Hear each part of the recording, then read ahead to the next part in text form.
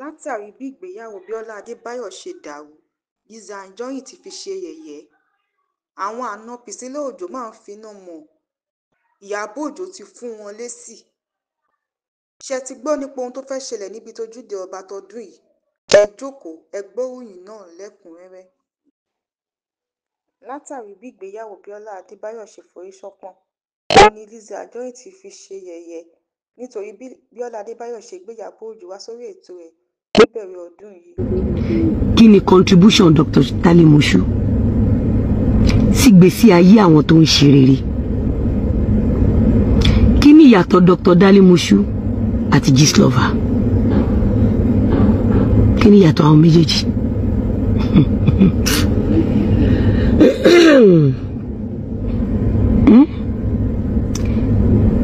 Ọmọ ẹlẹ́nìyàn, kí ni ìyàtọ̀ Dale Moshood? Aṣáyé tiẹ̀ ti bàjẹ́ láti last year. Ìtorí ẹ̀ ló ṣe wá ní January tóun àtolórí burúkú yẹn jọ ń fọ̀rọ̀ mi pa mí dín. Ṣé bẹ́mi náà ṣe program? Ṣé bí mo interview èèyàn? Ọjọ́ wo lẹ ti gbọ́ orúkọ Dr. Dale Moshood lẹ́nu mi? Ọjọ́ wo lèmi ti wá dá yẹ̀yẹ́ sílẹ̀?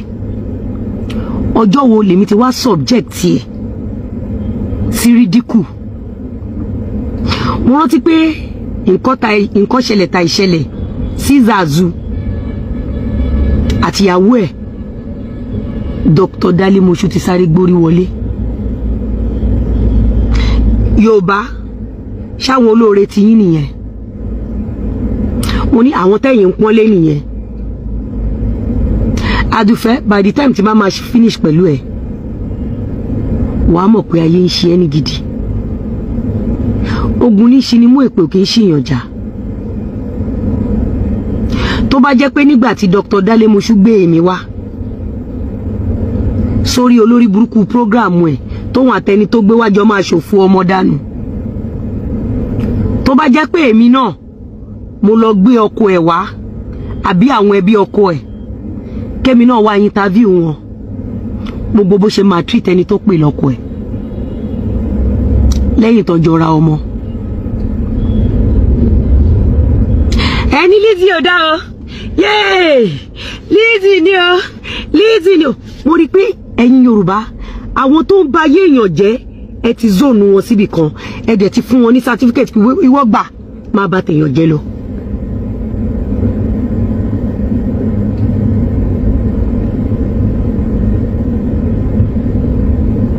Mo rí pé kò ń ṣe gbogbo Yorùbá o, ẹ̀yin kan ẹ ti zone àwọn kan sínú ilẹ̀ Yorùbá pé kó máa bà tèèyàn jẹ́ kó máa subject àwọn èèyàn.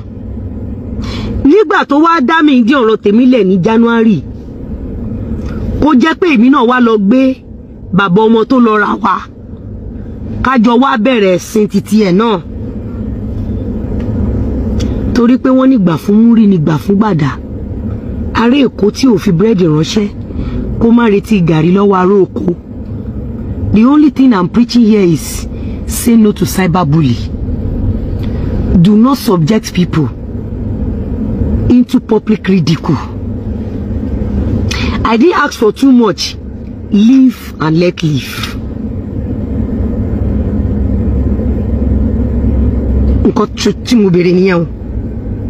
Òun wá ní January nsìn. Òun àtolórí burúkú tọ́jọ́ máa ṣòfò ọmọ papọ̀. Tọ́mọ wọn jọ máa fò ṣánlẹ̀ kú dànù. Mo ń bọ̀ wá fún yín lálẹ́ yìí. Ogun ní ṣe ni mú èpè kì í ṣìyànjà. Tí n bá ti wọ èpè ò lè jẹ́ tèmi kò lè jẹ́ tọmọ mi. Gbogbo báyìí lọ́wọ́ yọjú orí lọ mo wọn máa yọjú yín lọ ní gbogbo ọ̀nà. Àdàbíjà ó dèpè. Àdàbí ó jà ó dèpè. Kàn bá mi bè lọ́wọ́ Dr. Dale Moshood. Kàn bá mi bè lọ́wọ́ ẹ̀ wípé báwo ló ṣe máa feel kí Lizzy náà wá lọ grant interview fún ọkọ ẹ̀ tọ́jọ́ ọ̀rọ̀ mọ́.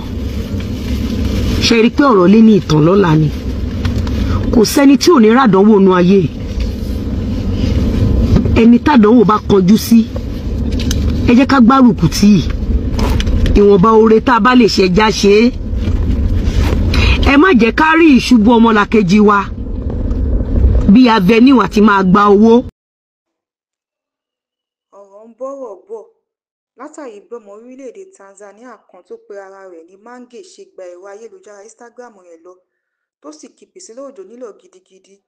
Ó kọ pé àwa àna rẹ lórílẹ̀-èdè Tanzania fẹ́ràn rẹ, ó dàbí pé ọmọ tó dáa ni ẹ́, a sì ti gbà ẹ́ tọwọ́ tẹsẹ̀, ṣùgbọ́n orílẹ̀-èdè Tanzania wà nínú ìjà lọ́wọ́, à ń jà fún ẹ̀tọ́ wa, a sì nílò kí àwọn ọmọ orílẹ̀-èdè wa kó lè kọjú mọ́ ìjà náà.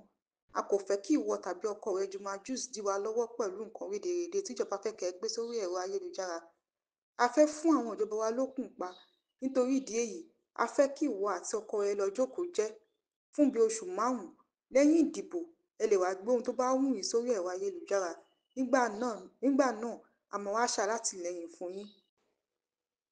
Jọ̀ọ́ má jẹ́ ká kórìíra rẹ. Lọ́sẹ̀ tó ń bọ̀, tí ọkọ rẹ bá ti lọ sórílẹ̀-èdè Bìtìkò, a fẹ́ kó tọ́jú Juma Jux sínú yàrá kan. A kò fẹ́ kó gbé ohunkóhun sí ẹ̀rọ ayélujára kí má bàa dí wa lọ́wọ́.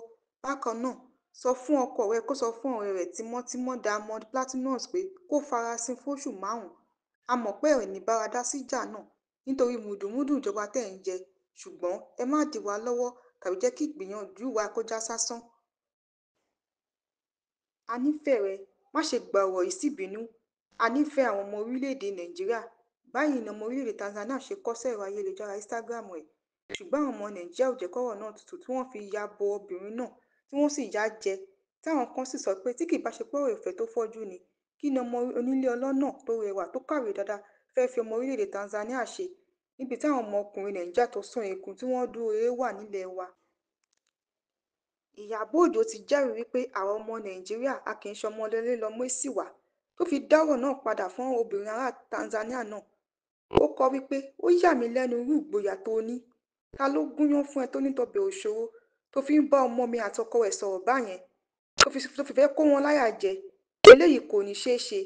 Gẹ́gẹ́ bí òbí rẹ̀, mo kọ́ ní ìgboyà. Àwọn ẹbí Nkambala wọ́n jẹ́yàn jẹ́jẹ́, ṣùgbọ́n jẹ́ kó yé ẹ pé mi ò fi ọmọ mi báyàn ṣeré. Látàrí àhesọ ọ̀rọ̀ tó ń lọ lórí ìgbéyàwó náà pé ìjọba yín ló fún wa lówó láti ṣe ìgbéyàwó náà. Gẹ́gẹ́ bí àṣà ìdílé mi, ẹbí ìyàwó ló máa ń gbé gbogbo ètò ìgbéyàwó. Mo fẹ́ ìgbéyàwó alárinrin fún ọmọ mi. Àwọn ọmọ orílẹ̀-èdè Nàìjíríà á sì fún. Ajìjàgbara ni mí, mo sì dúró lé àwọn ohun tí mo gbàgbọ́ nínú rẹ̀ láì bo ẹnikẹ́ni. Ó jẹ́ ohun tó pani lẹ́rìn wípé ìwọ tó wà lórílẹ̀-èdè Amẹ́ríkà lérò wípé o lè máa darí ohun tó yẹ kí ọmọ mi àti ọkọ rẹ̀ máa ṣe. Àwọn tó ń gbègbè ayé wọn lórílẹ̀-èdè Tanzania. Má ṣe dá sọ̀rọ̀ ọmọ mi, ohun tó bá wùn ló máa gbé sí ẹ̀rọ ayélujára rẹ̀ lásìkò tó bá wùn àti bó ṣe wùn. Kò nílò ìfẹ́ rẹ̀. A nífẹ̀ẹ́ rẹ̀, a sì nífẹ̀ẹ́ rẹ̀ dáadáa. A máa ń dáàbò bo àwọn tiwa, má ṣe gbàgbé. Báyìí ni Ìyábọ̀ Òjó ṣe kọ sí ẹ̀rọ ayélujára Instagram rẹ̀ láti fún ọmọ orílẹ̀-èdè Tanzania lésì lórí ọ̀rọ̀ tó kọ nípa Priscilla Òjó ọmọ rẹ̀ àti ọkọ rẹ̀. Olúwaṣeun orí kó gbajúgbajà olórin Dáre Àtàlàdé, ìyàwó àti dẹ́rẹ́bà wọn yọ nínú ìjàmbá mọ́tò wọn tó gbiná lórí afárá kẹta nílùú Èkó. Èyí tó mú kí mọ́tò náà gbiná tí ó sì jóná. Ọpẹ́ ni f'Ọlọ́run wípé kò sẹ́mìí tó sọnù nínú ìjàmbá náà. Dẹ́rẹ́bà, ọkọ àti ìyàwó wà lálàáfíà. Nínú ọ̀rọ̀ tí Adéọlá kọ sórí ẹ̀rọ ayélujára rẹ̀, ó sọ wípé èèyàn lè ra nǹkan dúkìá padà, ṣùgbọ́n ẹ̀mí ò láàárọ̀. Àwọn ìṣẹ̀lẹ̀ báyìí ló mú a máa dúpẹ́ àti láti gbẹ́kẹ̀lé Ọlọ́run. A wà lálàáfíà, a sì lérò pé ìtàn yìí máa jẹ́ ìwúrí fún àwọn ènìyàn láti fọkàn sí ohun tó ṣe pàtàkì jùlọ: ẹ̀mí, ìfẹ́ àti ìgbàgbọ́. Ojúde ọba tọdún yìí máa wáyé lọ́la òde yìí. Èyí tí wọ́n máa ń ṣe lọ́dọọdún lẹ́yìn ọdún iléyá tí gbogbo àwọn ọmọ Ìjẹ̀bú máa ń ṣe, tí wọ́n sì wọ aṣọ aláràǹbarà tí jíjẹ àti mímu máa ń wà níbẹ̀. Àwọn olórin tó máa kọrin níbẹ̀ lọ́dún yìí ni Chief Ebenezer Obey, K1 The Ultimate, Pasuma, Malaika, Yẹmí Àlùkò, Ṣẹ́gun Johnson, Nice àti bẹ́ẹ̀ bẹ́ẹ̀ lọ.